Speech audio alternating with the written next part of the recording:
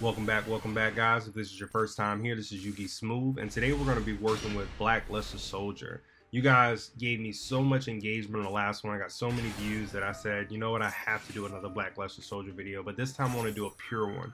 If this is your first time here, what I like to do is I like to explain my thought process and then the tech plays behind each thing that I'm doing. So if you look at our hand currently, we have Diviner. Diviner is used to send my Herald of Arc from my extra deck to the graveyard, and that allows me to get either a ritual spell or a ritual monster in my hand. So it's a really good tech play. Like I said, I try to be as pure as possible to the archetype, but at the same time I want to have cards that really complement it as well.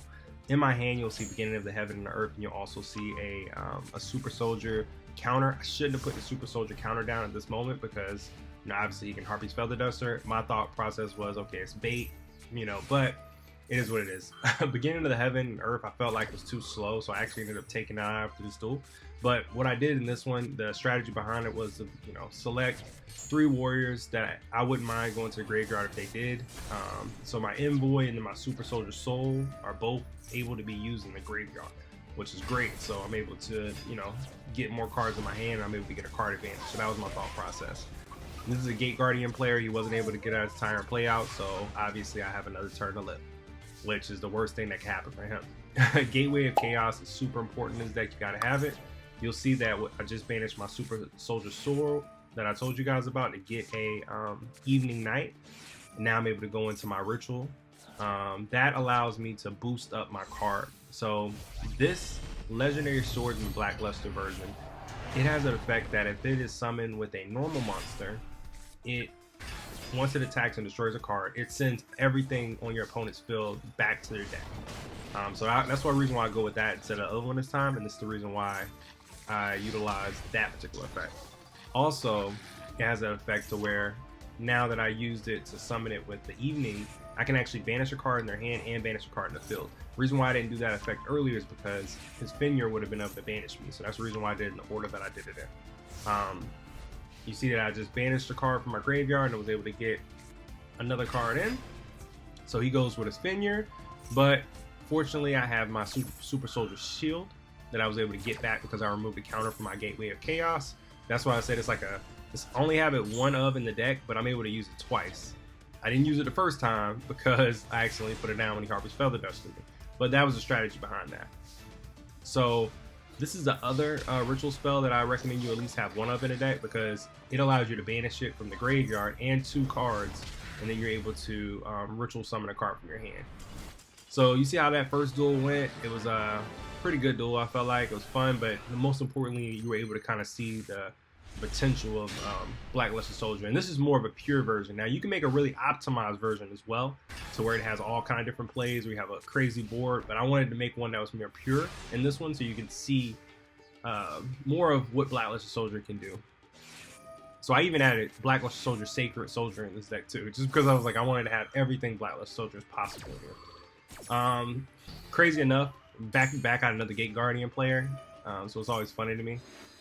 I go ahead and draw 2 cards, and I use my Super Soldier Ritual on my Sacred Soldier, and I bring out my card. Now this card already has 2 great effects built in. For one, if it destroys something, whatever that person's attack was, whatever monster attack was, it actually does that damage to them as well. So that's great. And then the secondary effect is if it's destroyed by battle and sent to the graveyard, or if it's destroyed by card effect, then you can special summon a Gaia from your graveyard or your deck. So it gives you 2 plays there. Plus, if you ritual summon it using the other 2 cards I was telling you guys about, now you have 2 more banishes that you can do. Plus, you can banish a card from your hand. Plus, you can attack again. So it's like it's really super soldier at that point. And then you add a power of the Guardians to it. Oh man, it's hard getting over it once you do that. So he just throws his Labyrinth Wall to the graveyard. This allows him to get his Labyrinth Wall Shadow. Anyone who's playing this, your goal should always be to banish that card from the graveyard and definitely get rid of this field spell. So this is where Envoy of the Chaos comes in, and this is what's crazy. Had he not done this, you guys would have really got to see something cool. But basically, Envoy of the Chaos, he thinks he's gonna go in for kill. I use Envoy of the Chaos, which boosts my attack 1500, but also it has a secondary effect to where it makes his attack his original attack, which means I would have been stronger than him, able to kill him. But he uses his Labyrinth in the graveyard, and since he does that, it kills my monster because he has his field spell, so it doesn't go to its effect. But like I told you, it allows me to get another card. So I send the Gateway to the Chaos to the graveyard. I get my Black Luster Soldier. My whole goal here now is to get him to activate an effect because I can use my non-targeting triple talent to take his card. Because right now he can, you know, pretty much kill me. So I have to do something that's going to target him so he can activate his effect. This is where tech plays come in. So you have to understand what your cards are and how you're going to activate them in the order you're going to activate them. That way you can win, because a lot of times you'll have a good hand, but if you play it the wrong way, it messes you up. So I played all those cards in that way so I could, you know, yoink his card and go in for game here. So I feel like that was a really good duel. That's why I wanted to showcase it to you. But it's all about timing. That's the reason why I was talking about it. And as you guys are watching these duels, man, please comment below if you feel like there's other cards you think I should have tried in this deck. If you feel like there's things that complement Black Luster Soldier really well, comment below, man. Comment below. I'll definitely make another video on it because I see you guys really love Black Luster content. I love using Black Lusters, you know, Soldier anyway, so it's fun. I've always liked the rogue decks. I'm not one of the people who really love the newer decks as much. If you guys are new here and you haven't heard, like, I am a Yu-Gi boomer for sure. I played a long time ago. 2007 was the last time I played. And I just started playing again this year, so you know, I'm just having a lot of fun, and I hope you guys are just enjoying the content and having fun with it. So there's not many times you're able to literally be on turn 5 and still be alive, especially this. So I had a terrible hand, but you know, fortunately the person I was playing wasn't the greatest duelist. You know, no offense to that person or anything like that. Maybe he just didn't get the greatest hand either, but I was able to survive until turn 5 with not the greatest hand. I had the rock in my hand, which if you guys have watched my other videos, you know that the rock has come in handy plenty of times. So yeah, in triple tactics, I'm going to draw 2 cards. Now I am able to ritual summon. So he goes into his card, which is cool. Like, all right, we're going to get into it. And me, I'm going into my Black Luster Soldier. I send a normal monster to the graveyard. This way, when I destroy his card with Legendary Swordsman, I shuffle everything he has, including that trap, back into the deck. So this is really good if someone has a really powerful monster out. You can't necessarily kill that monster, but you can destroy another monster that's on the field, and then you can shuffle everything that person has back into the deck because it's non-targeting. So pretty awesome. Then I banish 2 cards. I get my Envoy of Chaos. Since I banished Evening Twilight, it allows me to get a ritual card from my deck. When I say ritual card, it's all Black Luster base. These are all Black Luster base. So hits me with a Harpy Spell and Duster, gets rid of my Gateway of Chaos. It's unfortunate. He gets his card back that I banished from his hand because of my secondary effect. And then I go into another Super Soldier Synthesis. Now here I could have went into my my 8 XC's 8 plays, but I didn't. I was like, you know, I'm not even going to go that route. I want everything to be Black Luster Soldier, so I didn't even put that into the deck. I know someone else commented that, and it was like, you know, you can go into number something and, you know, discard and, you know, go in for 11,000 attack, but I didn't even do that. I was like, nah, I'm just trying to stay as close to Black Luster Soldier as possible. So in this hand, you see, I don't really have much, but they didn't have much either, so it worked out. I thought I was playing like a Labyrinth player, honestly, but I wasn't. So with Legendary Swords, you're able to give up one of your draws and get a ritual spell, which is awesome. So that's what I did. And I bring him out with a normal monster on him, which allows it to, once again, if I destroy one of his cards, I'm able to shuffle everything back. Plus, he gets the additional effect of banishing a card in the hand and one on the field. So his goal right now is to banish my card, thinking that would take away my effects, but it does not. So don't fall into that trap. I still get to banish a card in your hand, sir. Thank you so much. And obviously my effects are negated, but I just like to activate stuff sometimes. Going for an attack with Power of the Guardians. You have to have this in this deck. I know people are like, have to. Yes, have to. You need to have it. Because it allows you to remove counters from your Gateway of Chaos field spell and keep your card alive. Plus it boosts your card up 500 attack each time. And then if they try to destroy, you can just remove a counter.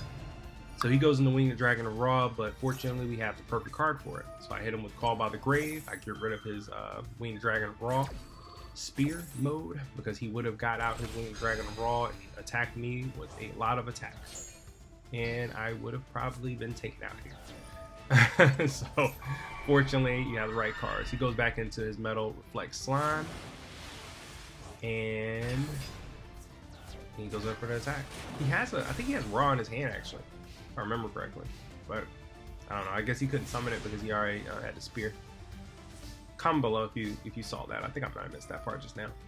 But anyway, so I get another Super Synthesis.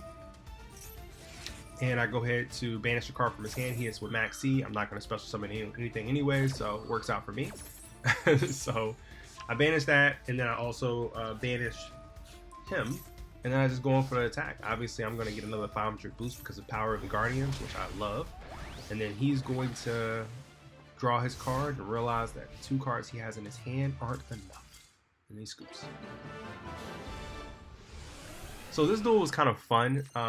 You know, shout out to a Magician Girl users. So Victor, shout out to you. Just because it was a fun duel. I mean, I'm using Black Luster Soldier. To see somebody else using more of a rogue deck is always awesome. It's fun. I don't know if you guys enjoy that, but I'm assuming if you're watching this content, you enjoy it like I do. So yeah, he goes into, you know, Magician Girl. I stop it, and that's pretty much the end of the turn. So I put down Call by the Grave. I'm like, you know what? I'm just going to hit Max C next turn, and hopefully he doesn't summon a ton. As you see, I do it in the draw phase this time because I fixed the settings from the last duel where it didn't allow me to do it or activate my effect in the draw phase. So I turned that setting to on. So I banish his Ash. He tries to stop it just in case he does a ton of special summoning so I can get some extra cards, and hope at this point I'm hoping that he doesn't just, you know, one turn kill me somehow. I actually like Magician Girl. I haven't used her a ton, but I think it's a fun archetype, and I think I should do a video on it. You comment below and let me know if you feel like I should do a video on Magician Girl as well. Just because, like I said, I enjoy rogue decks. Just having fun with them and trying to play them. And I'll probably make a competitive version and then just like a pure version of it too. So he goes in for his attacks, hits him with a whopping 1300, you know. Doesn't have any back row, 3 cards in hand. I'm like, all right, this is going to be the duel. So I go in, I get my Gaia because with Gaia I can normal summon it, and then I know he has an effect to where he's able to special something else out. I thought he was gonna hit me with Link Rebo, but he didn't. So I said, okay, you know, I'll take it. I mean, that was interesting, but you know, Victor, hey, I'm sure you know what you're doing with that. So he discards a card, draws a card, goes into his Magician Girl, Kiwi, and he has enough attack to destroy me. He takes me out, and then he goes in for the kill. So now I'm down to 3,500. I'm like, man, I got plenty of cards in my hand. I'm in a good position. I'm not worried about it. So I have 3 counters. I'm able to get my Super Soldier Synthesis. I bring out my Black Luster Soldier, and this is a super powered one now because it has Beginning Night and Twilight. So I have 2 banishes. I have a banish from the hand. Plus I have, if I attack, I do damage. I'm excited, and then he, you know, imperms me after all that excitement I had. So I was like, okay, well, Envoy of the Beginning, this is what I was telling you guys about. I banished both of those cards. Now I get another Black Luster Soldier and a Ritual Spell in my hand. See, that's the play. That's what you're looking at. So I banish a card in the field. When you banish a card with Envoy of the Beginning, you can't attack, so I'll go ahead and tribute them. And then I bring out my Legendary Swordsman, because you can't summon the same one on the same turn. So I'll go ahead and bring out my Legendary Swordsman. Then I go with Power of the Guardian to the one that's boosted up the most. I assume he was going to make my attack 0, and I'm still going to kill him. Oh, he was going to tribute himself, so I can't do anything. So I'm just activating effects to activate him right now because I'm impermed. But also I wanted to get an attack declared because I get a counter. And if I have a counter, he can't destroy me. Even though I could have just took out a counter from my field spell too, but Gateway of Chaos. So, Marginalized Fusion. I like this card actually. I think it's pretty cool. I'm assuming he didn't use a different name spellcaster for each one. That's the reason why he couldn't destroy all my cards, fortunately for me. Goes into Silent Magician. I'm like, this is just an all magician deck. He destroys my Legendary Swordsman. No matter, because now I could just banish everything because he doesn't have another Emperor. Banish everything on the field and on the hand if I wanted to. But I banished that first because, you know, I don't want him to scoop. I'm trying to get more stuff on the field so I can show you guys stuff. The great thing about it is you can ritual summon the monster from the graveyard as well. So I bring Legendary Swordsman right back. And that was something I was trying to show you guys, that if you have in the graveyard with like Foolish Burial or anything, or you discard it for something for cost, I mean, you can always bring it back. Then I banish this card, and then I go in for the attack. And now I'm up to 4,000, and that is GG. That was fun. I hope you guys enjoyed that. So we're gonna go into the deck profile now. As I'm showing the deck profile, I'll kind of tell you guys the things I would take out. As you can see, certain things that you may have saw in the duels. Like I think I had 2 Gaias in one build. I took that out. I went down to 1.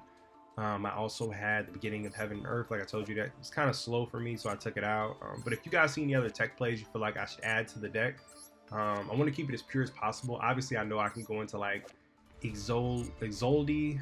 That's the warrior complement that allows me to send one of my equipped spells to the graveyard. I can add Inferno, and I can go into that play. I could add Immortal Phoenix Knight. That's another play I can go into.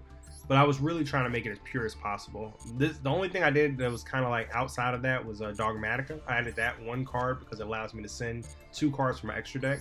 So I send my Herald of Arc to the graveyard, which allows me to get a ritual spell or a ritual monster, like I described earlier. And then I could ritual that same Dogmatica off, because it's level 8, into a Blackluster Soldier. So that was the reason why I went with that play. In the extra deck, I don't feel like you need all of the URs that I have in there. You really just need the Herald of Arc Lights for sure. I would stick with the Dino Monos, which are the SRs as well. I would probably keep Salamander Great in there because it allows you to link off your Evening Night to the graveyard. That way you could banish it. And then I would also, obviously, Blackluster Soldier. Link Mail Archfiend is cool. I would keep that if you got it for free like I did in those packs. And let's see, I think that's it, man. If you guys enjoyed this video, all my Blackluster Soldier fans, definitely comment below. Blackluster Soldier Warriors, we rock. I love using rogue decks, so Lair of Darkness is definitely my top deck that I love the most, but Blackluster Soldier comes in a close second for sure. So if you guys want to see a more competitive version of this, I'll definitely create one. Or if you guys want to see more content like this, just keep liking the video, man. Keep the engagement up. Y'all have a great day. Peace.